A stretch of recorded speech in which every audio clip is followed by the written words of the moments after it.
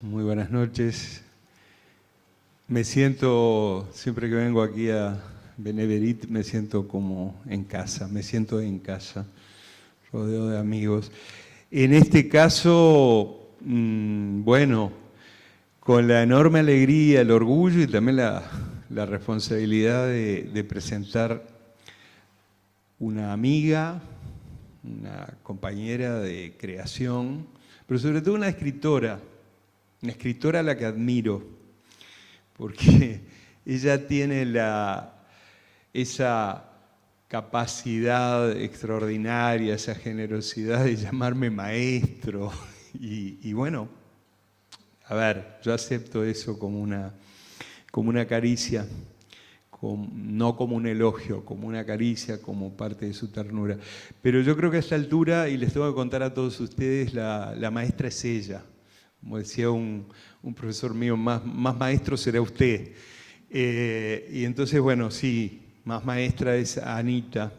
Es verdad que si uno mira las fechas frías, como a veces se hace en los cronogramas, en las historiografías, uno dice 2006, 2016, nada más que 10 años de escribir, bueno, y eso todo depende, ¿no?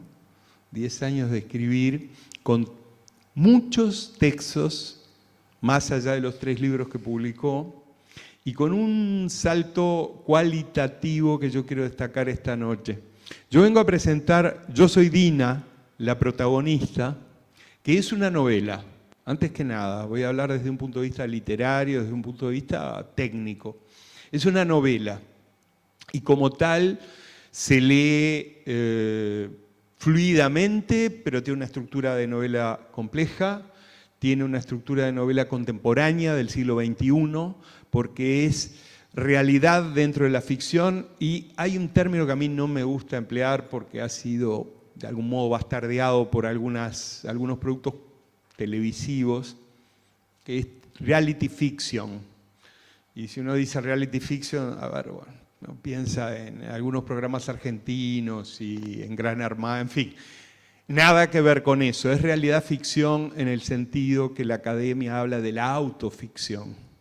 Es decir, acá está Anita trabajando como narradora y hay un personaje, una voz narrativa que es una escritora y por lo tanto en ese sentido es una autoficción. Es una ficción que toma elementos de la realidad y es un modo nuevo, un modo bien del siglo XXI de trabajar la novela. Y yo quiero decirles que vengo más que nada a presentar eso y a decir que hay un salto enorme, hay un salto cualitativo entre aquel primer libro, extremadamente tierno, extremadamente comunicativo, donde ya se veía algo que no da ninguna universidad, ningún taller, ninguna academia, que es el talento. Ya se veía en Estaciones del Alma. En Estaciones del Alma se reúnen una serie de textos breves, muchos de ellos de tipo narrativo. Podríamos decir que es microficción, pero hay todo un tema para definir microficción. Son cuentos breves y algunos lindantes con lo poético. Y el título en ese sentido es absolutamente fiel al contenido. Son estaciones del alma, son momentos. Prevalece lo narrativo antes que lo poético. Después de ese primer libro, que es un libro logrado, que es siempre un primer libro, uno 10 años después le ve, ¿sí?, algunos defectos. Yo quiero decir que no lo releí, lo repasé, lo revisé, y no le veo grandes defectos, aunque sí digo que es un libro un poco híbrido en la medida que tiene elementos poéticos dentro de una propuesta narrativa. Pero es un muy buen libro.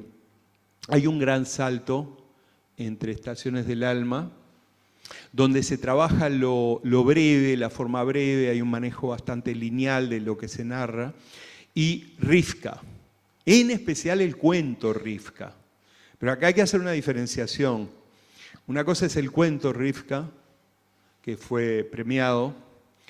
Otra cosa es el núcleo temático que aborda a través del cuento Rivka y de otros cuentos de otros títulos. Y todo eso da lugar a un libro de cuentos que tiene una unidad temática, a través del título genérico Rivka y yo, pero que toca un tema que, bueno, ahora lo hablamos con el amigo Eduardo Kohn, un tema en el que hay que ser a esta altura o especialista o informarse muchísimo, o todo eso a la vez, y también tener una enorme humildad, sea uno directo protagonista. Es el tema de la Shoah, del holocausto. El prodigio del cuento Rivka, que da título a ese, parte del título de ese libro Rivka y yo, porque es todo el libro de cuentos, de algún modo gira en torno a eso. El título Rivka en particular y el cuento Rivka en particular tiene un mérito enorme y un planteo realmente conmovedor. El tema de la Shoah hay muchísimo escrito, muy bueno, excelente. Yo conocí a Aaron Appelfeld, candidato al Nobel, conocí a otros escritores en Israel y que han escrito sobre el tema. Es muy difícil escribir sobre un tema que han escrito valores notables del siglo XX, escritores de primerísima línea. Bueno, pues en ese libro y en ese cuento particular, Anita Luxemburg toca el tema, no quita un ápice a la tragedia, a la dramaticidad, y sin embargo, a través de las cartas, a través del manejo literario del género epistolar, y son cartas que uno entiende reales, yo las leí como reales. O sea, también en ese sentido es una autoficción. Rivka es el nombre de la madre de Anita. Estremece, pero no estremece por el tremendismo, estremece por la ternura. Y eso ya es un prodigio. Hacer de la Shoah un tema humano y de comunicación, es decir, sacar de aquello terrible la parte humana para comunicarla. Y decía, aquí estoy yo, Rivka, y aquí están estas cartas, y aquí está esta presencia. Cuando leí ese cuento me acordé, aquí mismo en esta sala, de una conferencia de Marcos Aguinis, que hablaba de lo judío y lo siniestro, y de las persecuciones. Y entonces decía, claro, ¿qué es lo siniestro? Lo siniestro es, uno imagina un cementerio y ya sabe que están todos muertos. Los han matado, otros han muerto. Pero si de pronto uno en un lugar, decía Marcos, ve una luz y ve vida, lo siniestro es cuando todo indicaba el final, la afirmación de la vida en medio de la destrucción, en medio de la maldad, en medio del ejercicio de la atrocidad, la afirmación de la vida, de la solidaridad, de la ternura es lo siniestro. Y recuerdo y cito a Guinness porque le escuché decir eso aquí en una muy buena conferencia y es lo que creo que estremece en ese texto en Rivka y en todos los cuentos que se conectan temáticamente, con distintas estrategias literarias, desde la primera persona hasta el género epistolar, etc. ¿Y por qué estoy haciendo este raconto? Bueno, porque yo pensé, después de Rivka, bueno, lo más probable es que Anita siga escribiendo muy buenos cuentos, o una novela, o siga con el tema es absolutamente y éticamente inolvidable, es decir, hay una deontología, hay una ética que plantea, el tema no se puede olvidar. Y no, me encuentro con la sorpresa de que sí, por supuesto que el tema sigue vigente en su narrativa, en sus cuentos, ella ha cosechado premios, yo hasta tengo miedo, cada vez que la veo sacó un premio nuevo, un premio de cuentos nuevo y no le hace remilgo a los temas más crudos y de una manera extraordinaria, con brevedad transforma esos temas en muy buena literatura. Yo no juzgo a la literatura por su tema, sino la juzgo por su calidad. Ahora, cuando tema y calidad se unen, es extraordinario. Y acá viene la sorpresa. Aparece Anita Luxemburg con una novela. Esa novela está dotada de técnicas que son técnicas muy siglo XXI, técnicas narrativas, técnicas de estructuración que son complejas. O sea, acá no hay un narrador que cuenta una sola historia. Y es lineal. Y aparece en el tiempo en términos lineales, cronológicos, desde un inicio hasta un final. No, acá hay una estructura compleja, donde hay varias voces narrativas, donde se aprecia la agilidad enorme del diálogo y donde hay, además de esa autoficción, una apelación a la ficción dentro de la ficción. Uno está leyendo la novela y de pronto se encuentra con un cuento. Es decir, es un cuento no incrustado, un cuento engarzado. Ustedes vieron esas joyas que... Hay joyas mal hechas. Voy a decirlo, hay joyas mal hechas, uno dice, uy, qué bonita piedra, qué bonita y cara piedra, pero bueno, no está bien logrado. Cuando está incrustado uno no lo nota, cuando está engarzado hay un todo del valor de la piedra preciosa, de su brillo, de su color, de su tono, de su intensidad, de su materialidad, con el material que lo engarza. Bueno, este libro, esta novela, tiene una serie de cuentos como Clementina, como lo que tiene que ver con ciertas aventuras de Dina que son como independientes dentro de la trama, y eso rompe la linealidad, sobresalta al lector y trabaja de una manera tal que cuando uno termina el libro dice, wow, ya terminó. Y además me pasó de una zona de cuentos que están funcionando en la novela y que me iluminan zonas de la novela. Es decir, hay cuentos dentro de la novela que en realidad están absolutamente integrados a la novela. Por eso decía engarzados. Y acá está lo temático. Y es inevitable aún técnicamente hablar de lo temático. Porque si yo fuera un profesor de teoría literaria pura, me limitaría a decir es una estructura audaz, es una estructura de múltiples voces narrativas, maneja con una enorme habilidad el diálogo y se atreve con una temática tremenda, dura, que solamente tiene hasta el momento dos abordajes literarios que yo conozca. Un abordaje tremendista, paternalista, discriminador por el lado de lo políticamente correcto. Y yo sé que va a ser polémico esto que digo. A veces el discurso de lo políticamente correcto es discriminador.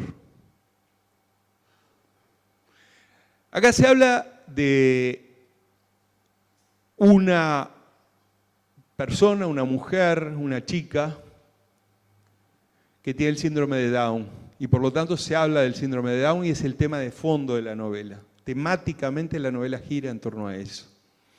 Y acá había una opción narrativa que era tocar el tremendismo, tocar la discriminación en un sentido políticamente correcto, denunciándola, haciendo una especie de alegato, haciendo una especie de novela de tesis. Esa opción es descartada por Anita Luxemburg. Ella no toma esa opción. Había otra opción, que es la opción de lo lastimero, de lo lastimoso, de la lástima. También desecha esa opción. Que ojo, yo no digo que esa opción no hubiera sido válida. Ella toma otro camino. Desde el título dice, yo soy Dina, la protagonista.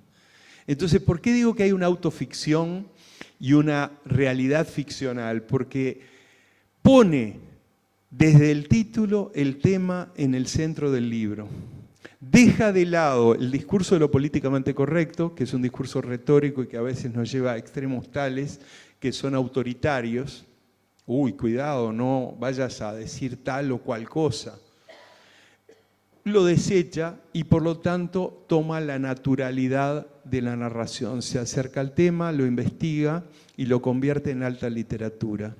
A través de esa mirada que hacia el final, yo iba a decir, está llena de ternura, Pero ojo, no solo está llena de ternura, hay quejas, hay molestias, hay discriminaciones que uno adivina y que uno ve y que uno comprueba a través de la novela. Pero esas discriminaciones no están denunciadas, están hechas literatura para que las vivenciemos. Y cuando uno termina el libro tiene 3 partes, una historia, muchas voces, es realmente una novela polifónica en ese sentido. Una segunda parte se llama El libro de Dina, y una tercera parte que tiene un título muy poético, Detrás de una mirada. Pero en esas 3 partes, y en esa polifonía, en esa multiplicidad de voces, Anita Luxemburg urde una trama en la cual el problema no es externo, no es el síndrome de Down, la problemática del síndrome de Down. El problema es interno. El problema es que Berta, Anita, yo, Rafael, Dinora, Nil, digo, los que estoy conociendo, el doctor Eduardo Con, todos nosotros somos Dina. Cada uno de nosotros somos diferentes. Creer que no existe la diferencia o creer que la diferencia existe para mejor, en el sentido yo me creo diferente porque trabajo crítica literaria y trabajo teoría literaria, es un error. Creer que existe para peor no es un error, a veces existe una diferencia para peor, pero hay una diferencia básica y humana. Cada uno de nosotros somos potencialmente Dina, somos Rafael, somos Anita. Este libro trabaja esa individualidad, la individualidad que hoy tiene que ver con Dina y mañana va a tener que ver con otra cosa, con otro síndrome. La individualidad y la diferencia que los demás construyen como un estigma. La individualidad y la diferencia que los demás toman como una marca, como un tatuaje grabado en la piel. Esa individualidad, al terminar el libro, sin que uno se dé cuenta, leyéndolo muy gratamente, es un libro muy agradable. Este libro no es un drama, es un libro de ternura, de diversión, de acción. Hay escenas de Dina con la abuela, con las manzanas acarameladas, hay diálogos estupendos, aparece la palabra lástima, porque Dina siente lástima por un niño, pero no es la lástima discriminatoria de una sociedad. Entonces, la novela se lee de ese modo, pero al final, cuando uno cierra el libro, Yo soy Dina, la protagonista, tragamos saliva y decimos, yo soy Rafael, el protagonista, con mi nombre, con mi ubicación en una tradición judío-cristiana, con mis valores humanos y con la posibilidad de ser señalado, de ser discriminado, de que no se entienda mi sensibilidad en un mundo de muros, en un mundo de diferencias, en un mundo de beligerancias, en un mundo de igualdades y de homogeneidades impuestas por los medios masivos de comunicación, impuestas por ciertas maneras de pensar. En ese sentido es que este libro sí es estremecedor. Uno lo lee con mucho gusto, con mucha agilidad. Es un libro apto para todo público, es un libro gozable. Uno se enamora de Dina, quiere al personaje, lo siente real, es verídico, es verosímil. Pero cuando termina el libro y pasan los días, uno empieza a sentirse que yo soy Dina, la protagonista, y que no quiero, no me gusta que no me respeten, que no me den cariño y que me traten con esa otra lástima, que es la lástima del que se cree superior. Eso está logrado a través de una destreza literaria notable, de lo que se llama en literatura competencia narrativa. Este tema podía haber quedado en una recopilación de historias sobre el síndrome de Down y su problemática social. Bueno, pues no. Hay una competencia narrativa que transformó el tema en una novela. Y esa novela tiene valores literarios en sí. Ahora, esos valores literarios están, por añadidura, acompañados por esos valores humanos. Entonces, cuando ustedes lean este libro y lo disfruten, tengan cuidado, porque a los pocos días van a decir, yo soy Dina, la protagonista. Y está muy bueno que cada uno de ustedes, que cada uno de nosotros lo afirme, se empiece a dar cuenta de eso. Muchísimas gracias.